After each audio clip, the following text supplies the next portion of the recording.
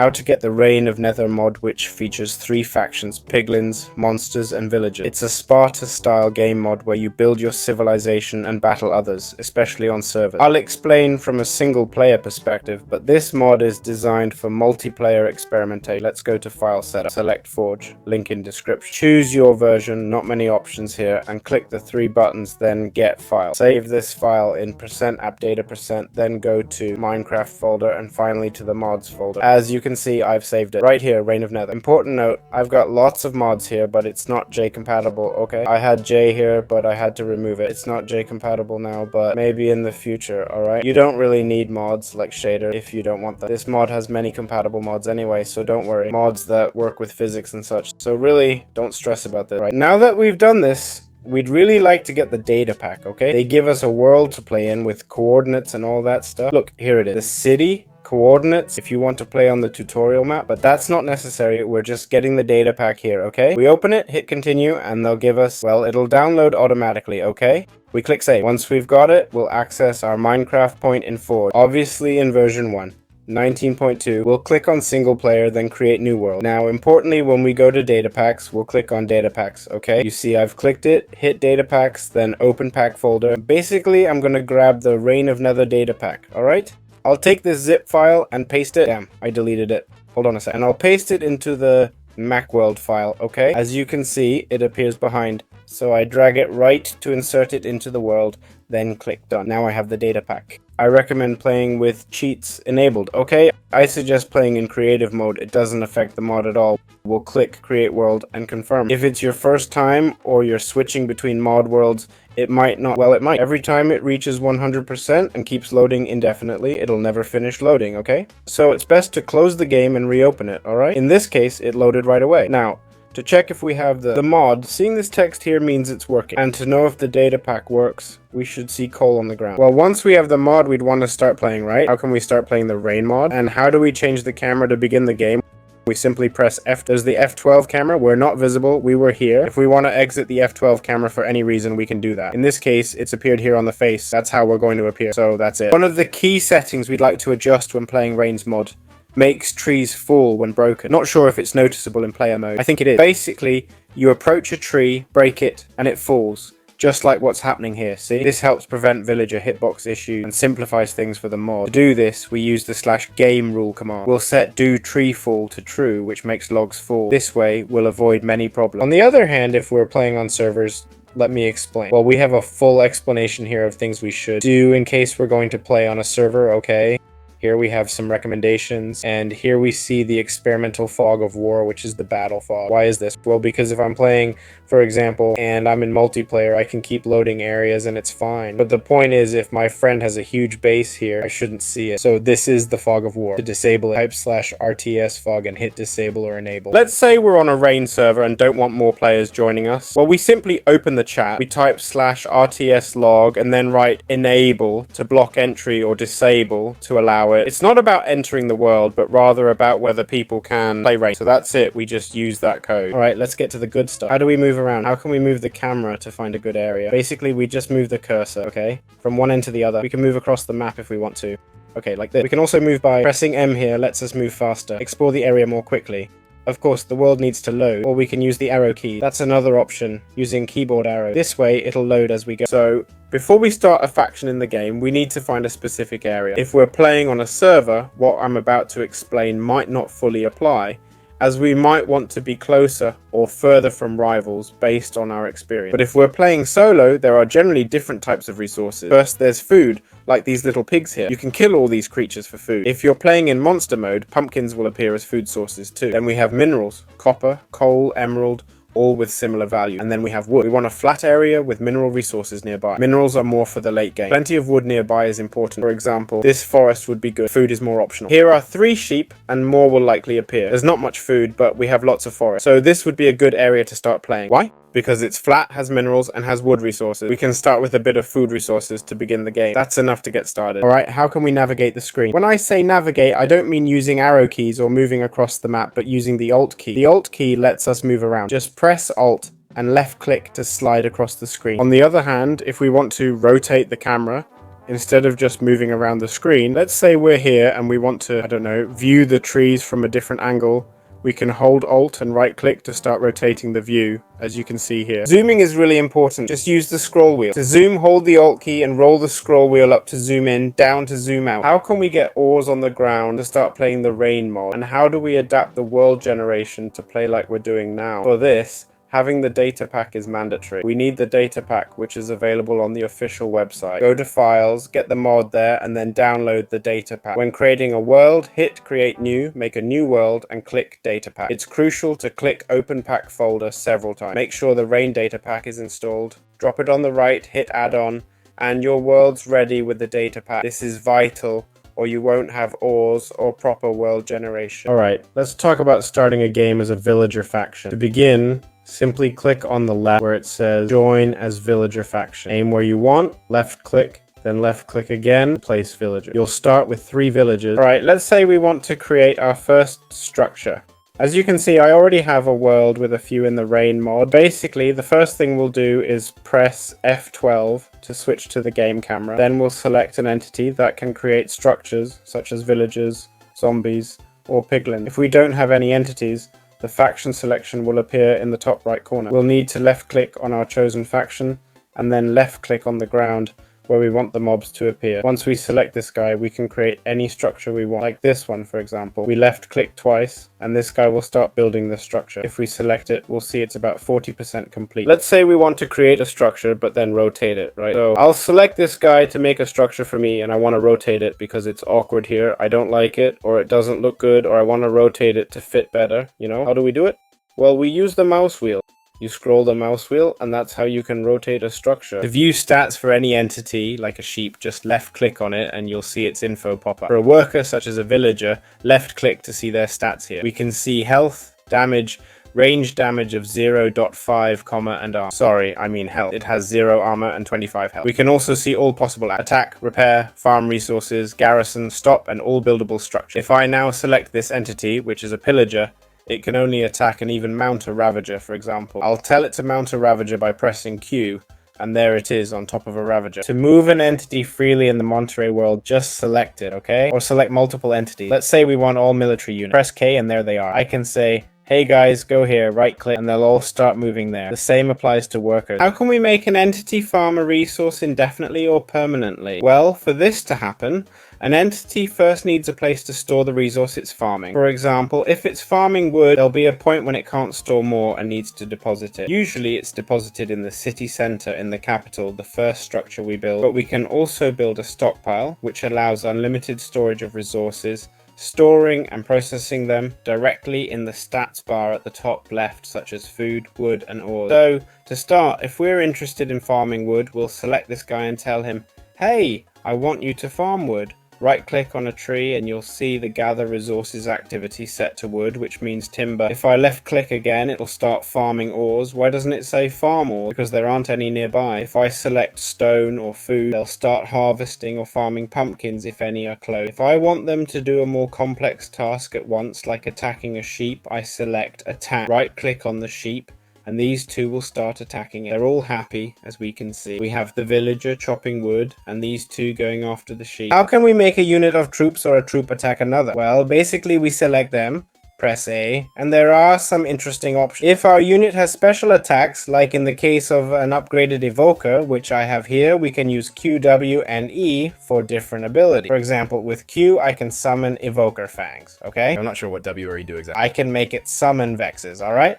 Look, there it is. I pressed E to cast its ability. See, that's supposed to make vexes appear, but I don't see them for some reason. Oh, look, look, look. There they are, okay? So I just tell it to go after the sheep, alright? And that would be one of the things we could do. There, it killed it. How can we get more villagers? We'll select the game's initial structure. We start with the city center, like the town hall. Each faction has its own. Basically, we click on it. As you see, Q creates a villager, another faction unit. It needs a bed, 15 seconds, and 50 food. Where do we get food if we just started? As you can see here, I have crops. We don't have crops. We can hunt a mob. We'll get about 150 food from that. That's great. It gives you 3 villagers just by killing a pig. It's super helpful when you're just starting out. Just click here and you're set. As you've seen, it uses up your bed space. Food will be available and the villager creation process begins. You can make as many as you want, but remember, If you hover over it today, it shows a max population of 120. This means you'll hit a point where no matter how much you try, you can't exceed 120 population. You need to optimize this to have the best army possible with the fewest villagers. After all, this game is about attacking and defending bases. Villagers just gather resources. Let's say we've created a villager and we don't want it to appear again. For instance, I just created this one and it popped up here randomly, but let's say we don't want that. What we do is select the structure where mobs spawn, like this castle structure that could spawn Ravagers. The thing is, I don't want them placed here, which is where they're currently appearing.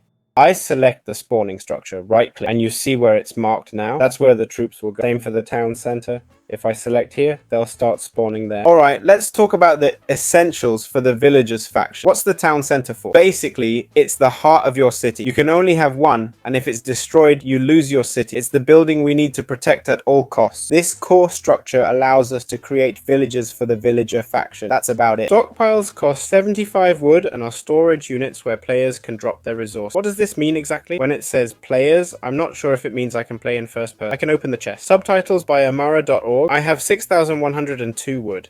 If I take a chest and put in, wow, so a player can indeed affect the city's performance. That's cool because you can play in first person view. Basically, what does that allow you to do? What we're likely doing is creating a stockpile. When you first select it, you can create a spot to store your resources. For example, let's say these villagers, look, this villager just did it. If you rewind the video, you'll see it. This villager farms resources and stores them in the town hall, which is the primary storage location. Let's say we want this villager to spend less time traveling back and forth to the town hall because the trees are far away. We can create a stockpile, so the villager only needs to go there to store resources, saving time. That's the purpose of the stockpile. If we select it, an upgrade option would appear in the bottom left, so I've already purchased it. This upgrade allows villagers to carry more resources per trip. Currently, they can carry up to 100 units. As you can see, this guy has 37 units. Instead of 100 units, they could carry up to 200 units maximum with the upgrade. What are houses used for? These can be found in both villager and monster factions. Houses are used to store more than 10 units. The max is 120, meaning we could have... The town hall gives 10 units, so we need 11 more houses to reach the max. It's 120 now, but might change in the future. Well, they're only for increasing the population limit. For example, I currently have 70 out of 70. To get more units, I just need a villager to build a new house. What are wheat farms used for? Okay,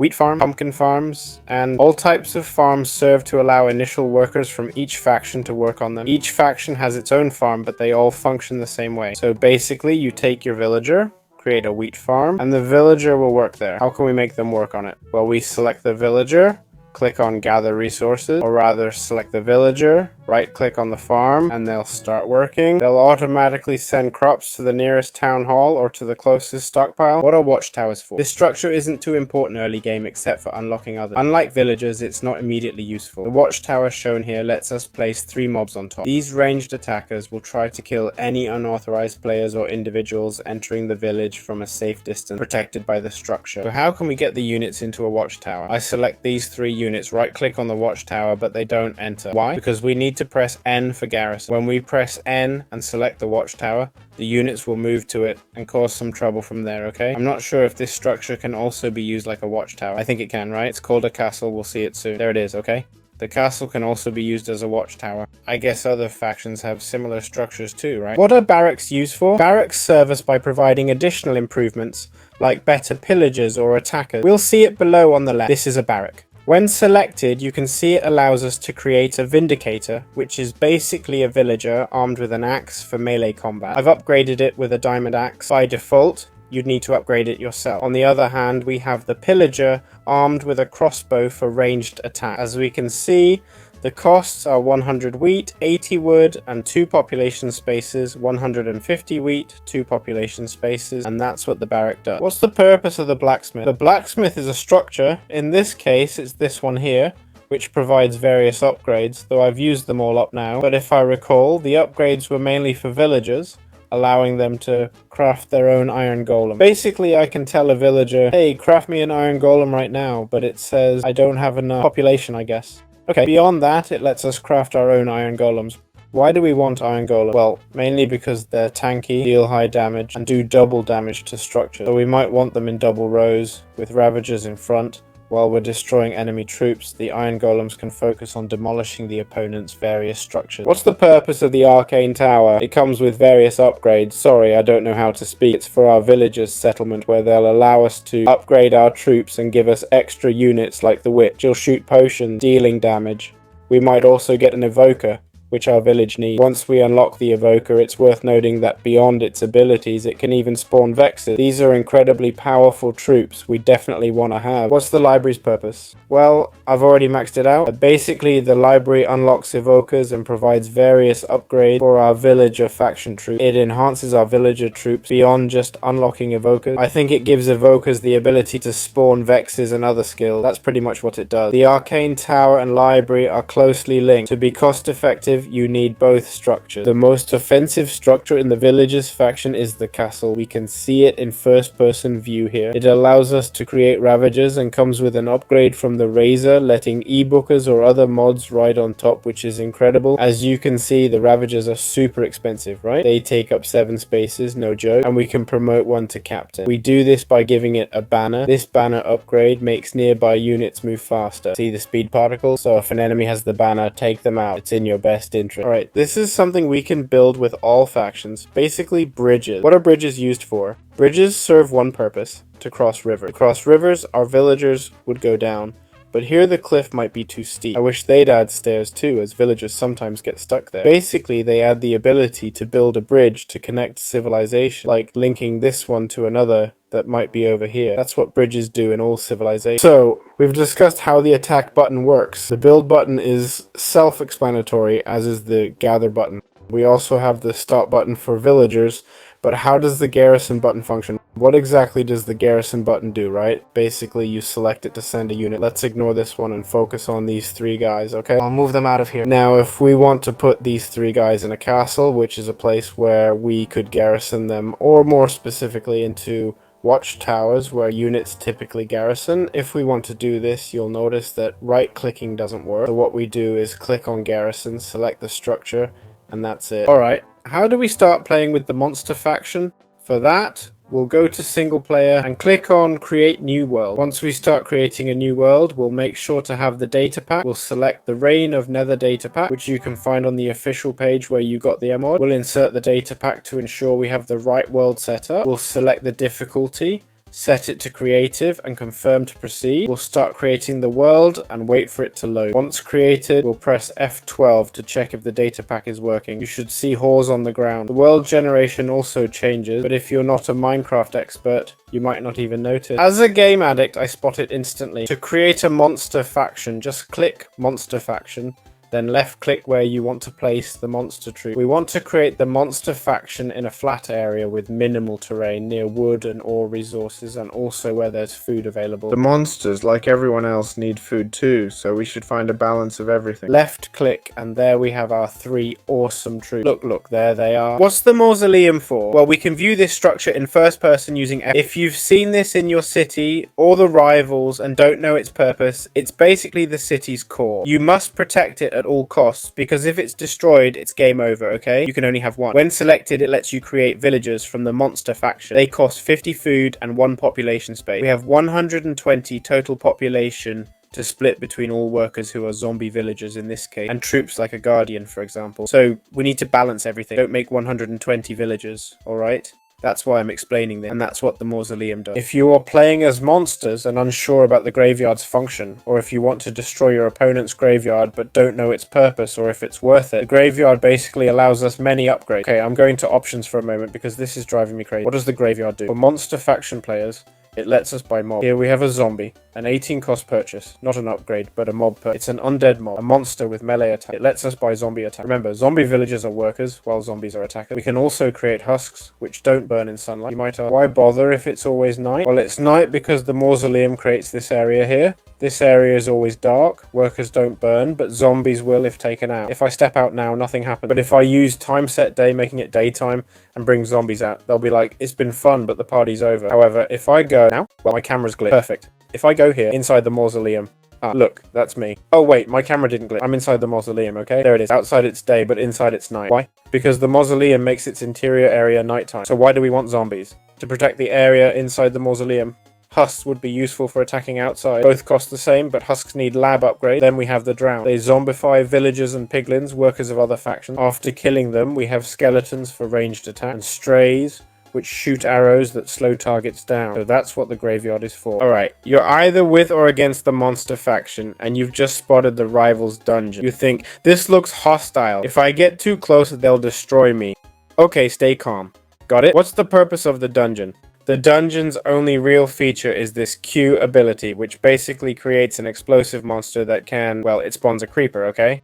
Here's the definition. It's a monster that can explode, damaging units and structures. It deals less damage to capitals and central structures. Capitals include the town hall, mausoleum, or the piglin's giant portal. So that's what creepers do. It says creepers move much slower in sunlight. So what should we consider? If we're attacking during the day, we should wait until nightfall. If we hover the cursor here, it shows 10:14 AM day. So we'll wait for nightfall and then attack with the creepers. What's the spider lair for? We're facing a faction or have a monster faction and we're unsure about the spider lair's use. We fear it might be a tower that could destroy us. What does this do? This basically lets us create spiders. Nothing more, nothing less. Okay, I can create one. It takes 25 seconds. Maybe one will appear as I explain. Basically, it lets us create spiders. It says a giant spider that's nimble but frail. It's not very strong, but it moves fast and can really mess you up. Spiders move slower in sunlight, so if we're a monster faction, we'd want to attack at night. Then we have the option of a cave spider. The cave spider will spit venom at others. As you can see, the spider moves quickly. I mean, look at how this spider moves. Wow, it even looks gross from up here. So, to have the spider, we'd need a lab, which is this thing here, and that's all there is to it. What's the lab for? The monster faction's lab is super useful. When I say super useful, I mean I've never seen a faction with so many upgrades. This lab includes all the faction's improvement. Most factions split upgrades across different structures. Don't get me wrong, it does that here too, sort of through stockpiles. But this lab specifically has 8 upgrades. The first basically unlocks husks, drownets, strays, spiders. Oh, it actually makes spiders mountable. If spiders, this bug here, weren't fast enough already. Look how fast it goes. See the warden's speed. Look at the spider. The spider's faster than the warden, and the warden's quick. If nothing else, that guy's speedy. So you can make a skeleton ride a spider, which is just incredible. Either a skeleton or any mob. Oh, it seems to be just skeleton. Well, I guess strays count too. And then the cave spider. Then we have the lightning rod, which, listen up, it adds a lightning rod to the lab that can be activated to strike creepers, charging them to damage enemies. It's absolutely insane. This upgrade lets you create charge creepers. Obviously, it has a cooldown, yada yada, you know the drill. I think it's overkill. Then we have infested defenses, which basically it gives our structures a 10% chance to spawn silverfish when a block is destroyed. This upgrade seems broken, totally broken. I don't know how strong silverfish are, but as a player it seems excessive. And finally we have skulk amplifiers, upgrading skulks and warden related stuff. So yeah, that's what the labs do. What's the stronghold for? We're in a monster faction and had no clue what this structure does. Many might think it's the city center, but no, that's the mausoleum. I think we can build as many strongholds as we want, right? If I want another, I can make it. Yes, exactly, okay? Basically, the stronghold lets us create wardens. Got it? And you'll say, seriously? The monster line can have wardens? Yeah, and they take up 4 space, 150 health, 8 damage, and occupy 4 spaces. I mean, come on. Then it says, the info state, very powerful but blind, and shoot sonic balls. I don't get how this is balanced at all. Like, how do you put a warden in 4 spaces and expect this to... Check this out. I'll grab this pig, activate sonic boom, and tell it to target the pig. Watch, the pig's out cold instantly. The pig's knocked out immediately, just like that. And that's all there is to it. So, that's what the stronghold can do. Obviously, it costs a fortune to create. Clearly, wardens are super expensive. 125 whores for one mob is insane. And 250 food on top of that. But it's game changing. You have many wardens, you're guaranteed to win. What's the Skulk Catalyst for? We can build that structure here. The Skulk Catalyst costs 125 wood and is a pillar that spreads Skulk when nearby units die. For example, don't try killing your own units here. This is just a demo. I'll use my warden to kill this spider so you can see. Well, are you going to kill it, or I'll zap the spider with lightning to see if it dies? Huh, it spreads. I killed a worker earlier and it didn't spread. Looks a bit odd. Hope they don't catch me out. Let's see if the villager come on, come here. Let's see if it spreads. Theoretically, it seems you can't kill them physically. Let's see. Attack. They can't attack each other. But there's a small bug using the warden's ability to kill mobs, okay? I'll leave it at that. Let's hope the mod creator doesn't see this video. The Skull Catalyst expands its area each time you hit. You might ask, Okay, great, but what does that do? Well, basically what it does is it warps time to midnight within a 25 block radius. If we kill more mobs, this range can expand up to 50 blocks. It started at 25, now it's 31 because I killed 2 nearby mobs. You're probably thinking, wow, does it really do that? Indeed it does. We can't see it here because I smartly placed it by the mausoleum, which covers about 150 blocks, or maybe 100 blocks, something like that. So yeah, it's not noticeable here. But if I put the skull catalyst here, you'd see another circle where it's always midnight, letting me move troops freely. How to start the game as a Piglin faction. For this, we need the rain mod and its data pack. We'll go to single player, create a new world, and go here. Okay? In the data packs section, we'll click on data packs, then click on open pack folder and copy the rain data pack into the new worlds folder. Click here, hit done, and we'll have the world ready. Set it to creative mode, hard difficulty, and you're set. Once the world is created, to ensure the data pack worked, you should see ores on the surface. Press F12 and click on Piglin, alright? Important. Click Piglin, left click, and where we place our Piglin. It must be a safe area, otherwise... Alright, let's see what happens if they all die. Nothing, I've been defeated. Just keep that in mind, okay? Where's the best place to put the Piglins? In a flat area with ores and wood. Plenty of wood and lots of ores too. This area has enough wood, though it may not look like it, and these nearby ores are pretty good. The issue is, once you use all the wood, there's nothing close. You might end up stuck, so maybe it's better to set up here. Set up here with all these trees and wood. It's endless. It's full of ores, so you'd only go far for ores, not wood. That's it. What's the central portal for? In the Piglins faction, the central portal is basically the world's hub. When we create the central portal, it'll generate an area of crimson blocks. These crimson zones are where we Piglins can build. Now, if I grab a Piglin, let's see if I can find a block. I'll take a Piglin and tell it I want to build a basic portal.